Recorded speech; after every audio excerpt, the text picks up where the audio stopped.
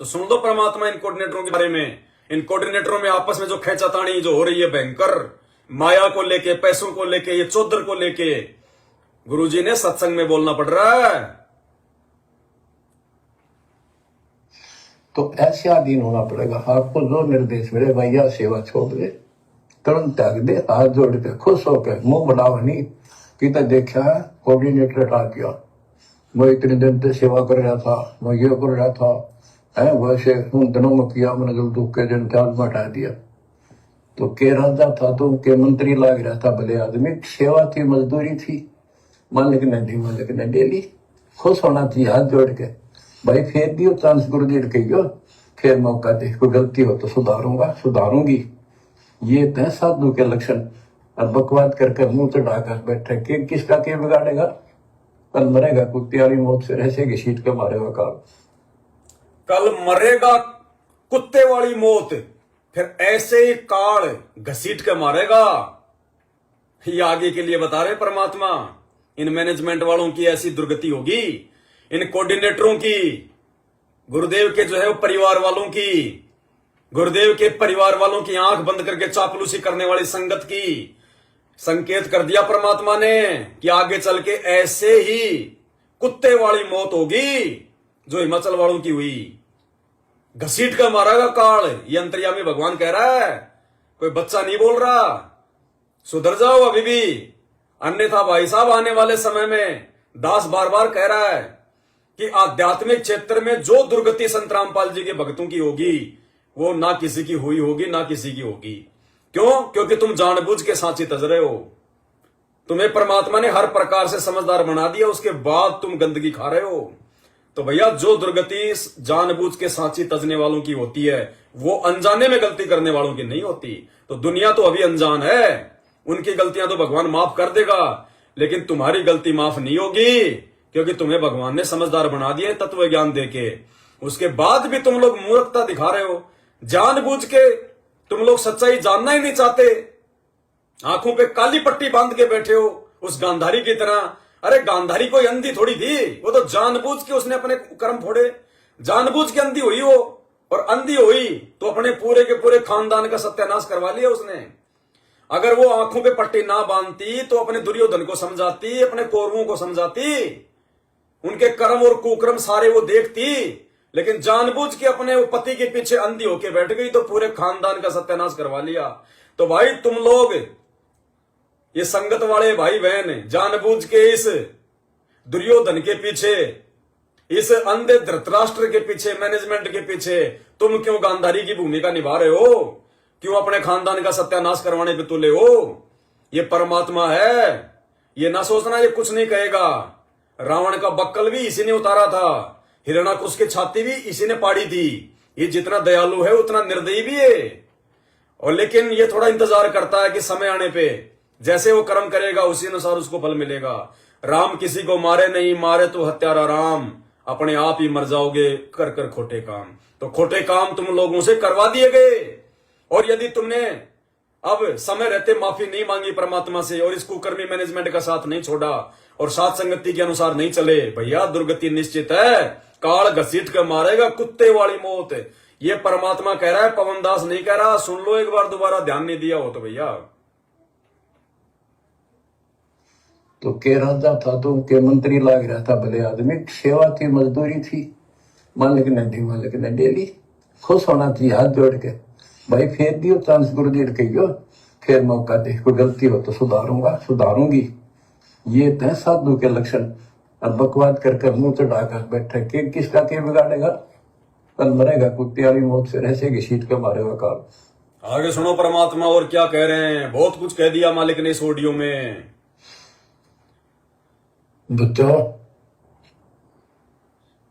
अपने ऊपर रहम ना करते, दास पकड़ लो। अरे डूब के मर जाओ मैनेजमेंट वालों। अरे मैनेजमेंट के पीछे आंख बंद करके चलने वाली संगत, डूब के मर जाओ, डूब के, चुल्लू भर पानी में नाक डूबो के मर जाओ मूर्खो। तुम्हारा गुरु क्या शब्द बोल रहा है तुमसे दुखी होके? वो अंतर्यामी भगवान तुम्हारे कुकर्म हिसार जेल में बैठा बैठा देख रहा है, और अंत में दुखी होके क्या कह रहा है? कि बच्चों, अगर तुम अपने ऊपर रहम नहीं कर सकते, यानी मूर्खों, यदि तुम्हें यह ज्ञान समझ में नहीं आया और यदि तुम अपने आत्म कल्याण की चिंता नहीं कर सकते, तो गुरुजी कह रहे हैं कम से कम मेरे ऊपर रहम करो, मेरे ऊपर।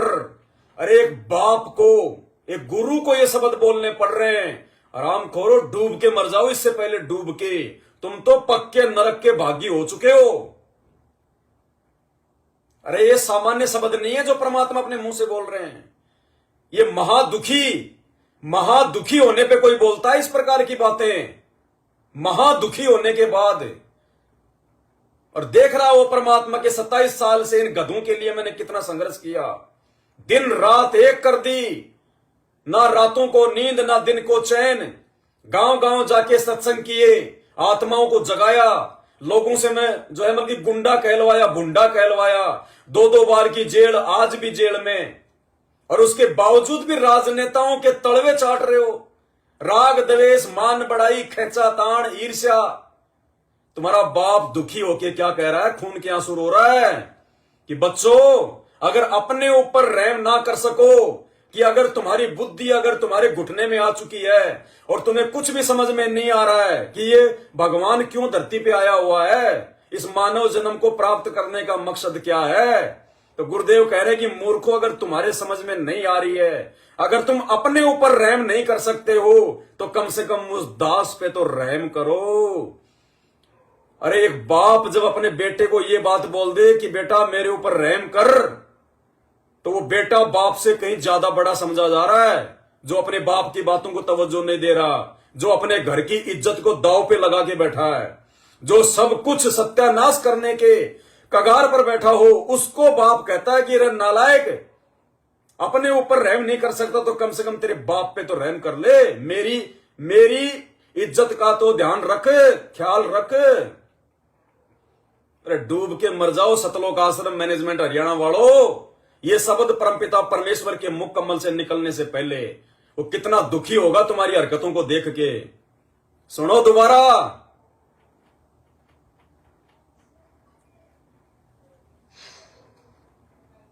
बच्चों, अपने ऊपर रहम ना करते दास पकड़ दो।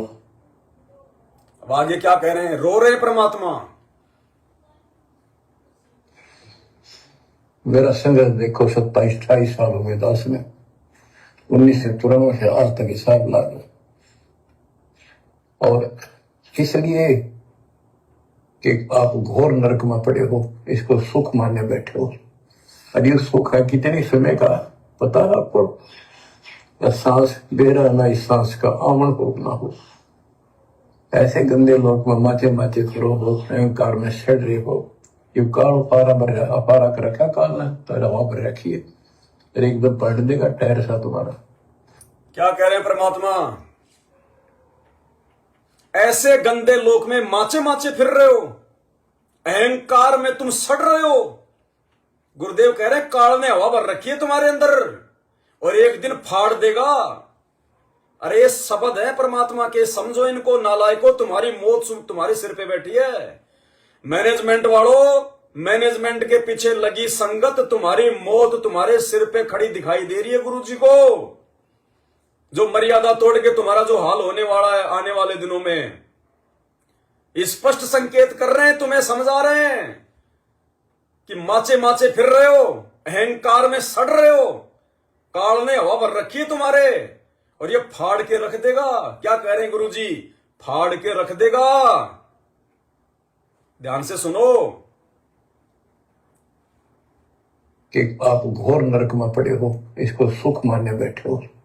और ये सुख है कितने समय का पता है आपको?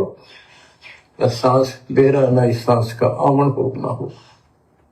ऐसे गंदे लोग में माचे माचे करो हो, अहंकार में सड़ रहे हो। ये काल अपारा कर रखा काल ने, तो हवा पर रखिए, एकदम पलट देगा टायर सा तुम्हारा। एक दिन पाड़ देगा टायर सा तुम्हारा। भाई बेशर्मी की हद होती है। तुम्हारी बेशर्मी को देख के तुम्हारा बाप भी शर्मिंदा हो गया जेल में बैठा बैठा, और स्पष्ट कह दिया पाड़ देगा टायर की तरह। और भैया तुम फटवा के मानोगे, इससे पहले तुम मानने वाले भी नहीं हो, ये उसको भी पता है। इसीलिए वो दुखी होके स्पष्ट कह रहा है कि टायर सा फाड़ देगा यो काल, कि माचे माचे फिर रहे हो, अहंकार में सड़ रहे हो। ये मैनेजमेंट तो धरती पे काल का दूत है, 10-9 साल से बोल रहा है। और संगत वालों, तुम क्यों अपनी ऐसी तैसी करवा रहे हो इनके पीछे? अरे तुम्हें ज्ञान और नाम और सत्संग नियम गुरुजी ने दिए हैं या गुरुजी के इस परिवार ने दिए हैं, फिर चापलूसी क्यों कर रहे हो भाई? ज्ञान को आधार बना के हम सत्सेवकों की तरह चलो। कोई बाल बाका नहीं कर सकता, बाल बाका। स्पष्ट कह रहे हैं परमात्मा। और उसके बाद गुरुजी रो रहे हैं, उसके बाद गुरुजी बीच में गैप दे रहे हैं, गुरुजी रो रहे हैं, गुरुजी टॉवेल से अपना नाक साफ कर रहे हैं, गुरुजी अपनी आंखें साफ कर रहे हैं, ये शब्द बोल के कि टायर सा फाड़ देगा। और उसके बाद फिर गुरुजी कितना दुखी होके बोल रहे हैं, रुंधे हुए कंठों से बोल रहे हैं कि 120 साल तक तुम्हारा बाप झोपड़ी में रह के गया और तुमने आज ये महल खड़े कर दिए फर्जी आश्रम अपने धंधे के लिए। व्यथा को समझो, पीड़ा को समझो। क्या कह रहे हैं, दोबारा सुनिए। सांस ले रहा ना, इस सांस का आवन हो ना हो। ऐसे गंदे लोग में माचे माचे फिरो हो, अहंकार में सड़ रहे हो। ये काल अफारा कर रखा काल ने, तो रवा पर रखिए, टायर सा फाड़ा एकदम पलट देगा टायर सा तुम्हारा। अब गुरुजी रो रहे हैं। आँख खोलो, आखिर तुझको कौन कहेगा, गुरु बिन आत्म ज्ञान, मन ने की कर ले, 2 दिन काम मान मन देख। ये कबीर साहब रो रो के गाया करते, खड़े होके दो चौराहों पर, आंखों में आंसू होते थे उनके। ये गाना नहीं था, ये विलाप था। विलाप दास गाता नहीं, आत्मा से रोता है, ऊपर से गा रहा है। परमात्मा कह रहे हैं दास गाता नहीं है, आत्मा से रोता है। और फिर आगे गुरुजी ये कहते कहते गुरुजी फिर टॉवेल लेके आंख और नाक साफ करके रो रहे हैं फिर। और उसके बाद की जो गुरुजी की वाणी है उसको, आगे की वाणी को महसूस करना परमात्मा कितने दुखी हैं। ये गाना नहीं था, ये विलाप था। विलाप दास गाता नहीं, आत्मा से रोता है, ऊपर से गा रहा है। अब रो रहे हैं गुरुजी, सुनना आगे। 120 साल आपके बाप, आपके पिता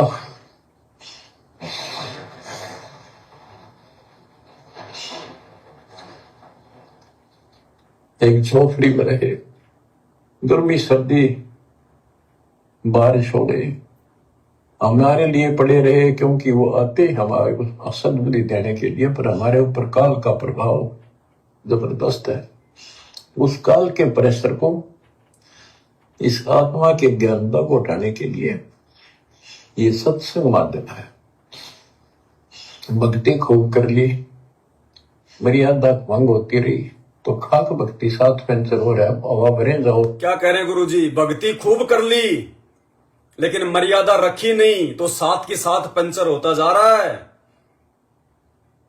तुम्हें कह रहे हैं मैनेजमेंट वालों। और आगे क्या कह रहे हैं गुरुजी कि सारे के सारे पंचर लगवा लो। इसका मतलब सबकी मर्यादा खंडित है। स्पष्ट कर दिया गुरुजी ने कि सारे पंचर लगवा लो। अब पंचर भैया नामदान केंद्र पे नहीं लगेंगे। तुम सोचो कि हम जाके नामदान केंद्र पे नाम शुद्ध करवा लें, वो तो तुम्हारी आदत ही है। तुम सप्ताह में एक बार, महीने में एक बार तो तुम करवाते हो। अगर उसी से यदि पंचर यदि रुकना होता तो गुरुजी नहीं बोलते। वो तो फर्जी है, वहां पंचर नहीं लगेगा। अब पंचर लगेगा साध संगति से जुड़ने से, अब पंचर लगेगा सत्सेवक बनने से। स्पष्ट कर रहे हैं परमात्मा कि सारे पंचर लगवा लो। आगे सुनना, को उठाने के लिए ये सत्संग माध्यम है। भक्ति खूब कर ली, मर्यादा भंग होती रही, तो खाक भक्ति साथ पंचर हो रहा है, हवा भरे जाओ उधर से फुर होती रहेगी। पहले मर्यादित हो जाओ, पेंकर ला लो सारे। क्या कह रहे परमात्मा? पहले मर्यादित हो जाओ, पेंचर ला लो सारे। शब्द पकड़ो, शब्द साधु शब्दा परखिए। परमात्मा कहते हैं पेंचर लगवा लो सारे। इसका मतलब क्या? सबकी मर्यादा खंडित, सबके टायर पंचर। और ये पंचर लगेगा सात संगति में, दूसरा धरती पे अब कोई तरीका नहीं है। स्पष्ट कर दिया मालिक ने, सबकी मर्यादा खंडित है मैनेजमेंट वालों की। कह रहे पंचर ला लो सारे। अगर एक भी मर्यादा में होता तो गुरुजी ये नहीं कहते, लेकिन अंतर्यामी भगवान देख रहा है ना तुम्हारे कुकर्म, वहां बैठा बैठा तुम्हारी मूर्खता, मैनेजमेंट के कुकर्म और संगत की मूर्खता देख रहा है वो परमात्मा। इसलिए कह रहा है सारे के सारे पंचर ला लो। सुनो ध्यान से, उधर से होती रहेगी। पहले मर्यादित हो जाओ, पेंकर ला लो सारे। पंचर ला लो सारे, सबकी मर्यादा खंडित। आगे सुनो, और फिर अपनी थोड़ी हवा आराम से भरो और देखना सारा काम ठीक हो जाएगा। बच्चों, आखिर तुमको कौन कहेगा गुरु बिना तो ज्ञान। तो भाई और बहनों, ये निष्कर्ष वैसे तो 12 नंबर की ऑडियो पूरी की पूरी बड़ी विशेष है, और भी बहुत सारे परमात्मा ने उसमें संकेत किए हैं, लेकिन आज का हमारा जो विषय था उस विषय के अनुसार आपको यही बातें बतानी ज्यादा जरूरी थी। अरे इतना मेहर कर रहा है परमात्मा, ऐसी मेहर तो सगा बाप भी नहीं कर सकता लाख जन्म में भी। तो ये हमारे सगे बाप से बढ़ के है, और फिर भी आप लोग इनकी बातों पे ध्यान नहीं दे रहे। अब मैनेजमेंट वालों के साथ यदि ऐसा हो रहा है, और आने वाले समय में परमात्मा ने कह दिया कि टायर फटेंगे, टायर सारे के सारे अमर्यादित हैं, सबके लिए कह रहे हैं गुरुजी कि पेंचर ला लो सारे। इसका मतलब सबकी मर्यादा खंडित मैनेजमेंट वालों की। अरे इनके तो पेंचर रोज ही लग रहे हैं, इनके तो हजारों नामदान केंद्र है, लेकिन फिर भी सबके सब पेंचर। चलो संगत तो पेंचर हो सकती है, मर्यादित हो सकती है, और जो नामदान केंद्र पे बैठे हैं, जो नाम शुद्ध करवा रहे हैं, वो भी आ गए गुरु के इस शब्द में कि पेंचर ला लो सारे। वो नामदान देने वाले भी पंचर, वो मर्यादा शुद्ध करवाने वाले भी पंचर, वो नामदान केंद्र भी पंचर। भाई ये तो टायर फटेंगे अगर सात संगति में नहीं आए तो। स्पष्ट निष्कर्ष इस ऑडियो का यही है, गुरुजी का स्पष्ट कहना यही है, यदि इस मैनेजमेंट को छोड़ के और सात संगति से नहीं जुड़े, और सात संगति से जुड़ के भी यदि सात संगति की मर्यादा में रह के भगत नहीं बने, तो भैया आने वाले वर्षों में टायर फटेंगे, इसमें कोई संशय नहीं है। ये संत वचन है, और ये संत कोई छोटा मोटा नहीं है। साध वचन पलटे नहीं, पलट जाए ब्रह्मांड।